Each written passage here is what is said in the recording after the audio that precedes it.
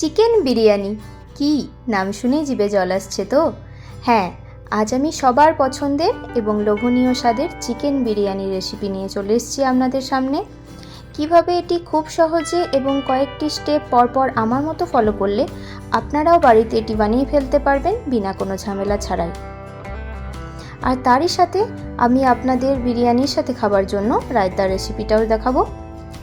নমস্কার, আমি মধুশ্রী। আমার চ্যানেলে আপনাদের সকলকে জানাই অনেক অনেক স্বাগত। চলুন দেখে নিই তাহলে আমাদের চিকেন বিরিয়ানি রেসিপি। আমি সবার প্রথমে ডিমগুলোকে বয়েল করতে দিয়ে দেব। তার জন্য আমি গরম জলে একটু নুন দিয়ে ডিমগুলোকে সাবধানে ফেলে দিলাম। ডিমগুলো যতক্ষণ বয়েল হচ্ছে ততক্ষণে আমরা চিকেনটাকে ম্যারিনেট করে নেব। যেহেতু এটা কিছুক্ষণ ম্যারিনেট করে রেখে দিতে হবে, তার জন্য আমরা ইউএসএতে এইভাবে প্যাক করা ফ্রোজেন চিকেন পাই।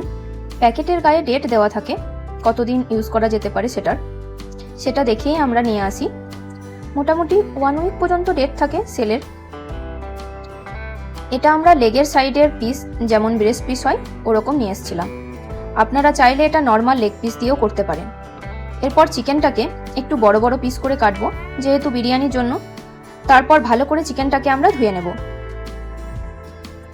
এরপর চিকেনটা ম্যারিনেশনের পালা। তার জন্য আমাদের কি কি লাগছে দেখে নিই। প্রথমে চিকেনের মধ্যে লেবুর রস দিলাম।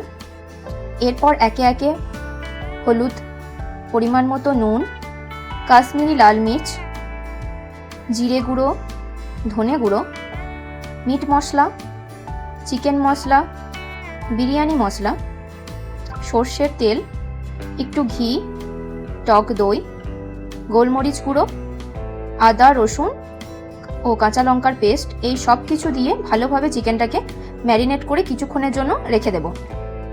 আপনারা চাইলে এটা আগে থেকেও ম্যারিনেট করে 1 ঘন্টার জন্য রেখে দিতে পারেন। এরপর আমরা বিরিয়ানির জন্য রাইসটা বানিয়ে নেব। তার জন্য আমরা হাঁড়িতে জল গরম করতে বসিয়ে দিলাম।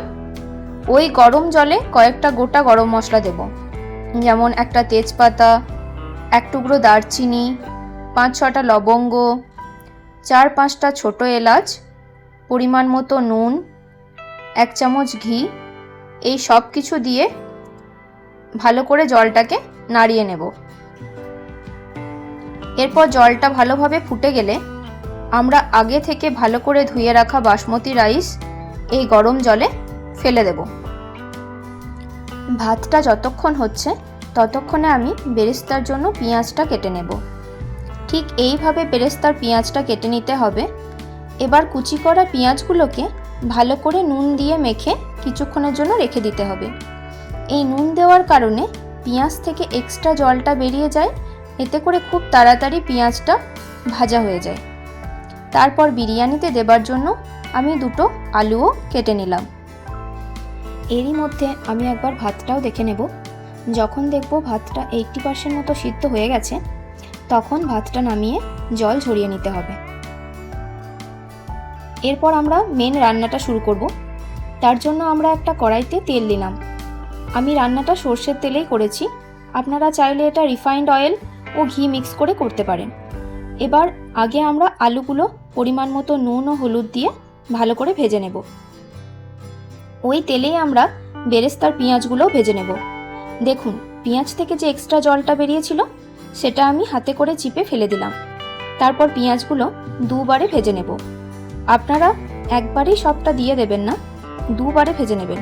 তাতে করে পেঁয়াজগুলো তাড়াতাড়ি ভালো করে ভাজা হবে। যখনই পেঁয়াজগুলো গোল্ডেন ব্রাউন কালার আসবে তখনই আমরা পেঁয়াজগুলো একটা প্লেটে টিস্যু পেপার দিয়ে তুলে নেব। টিস্যু পেপার দেবার কারণে ওই ভাজা পেঁয়াজ থেকে এক্সট্রা অয়েলটা বেরিয়ে যাবে এবং বেরেস্তাটা মুচমুচে হবে। এবার ওই তেলেই কিছু গোটা গরম মশলা, যেমন একটা তেজপাতা, 1 টুকরো দারচিনি, 3-4টে ছোট এলাচ, এগুলো দিয়ে বাকি পেঁয়াজটা সেমভাবেই লাল লাল করে ভেজে নেব। এবার ওর মধ্যেই ম্যারিনেট করা চিকেনটা দিয়ে ভালোভাবে কষাবো। 5 মিনিট ভালোভাবে কষানোর পর আমি ভাজা আলুগুলো দিয়ে আরও একবার কষিয়ে নেব।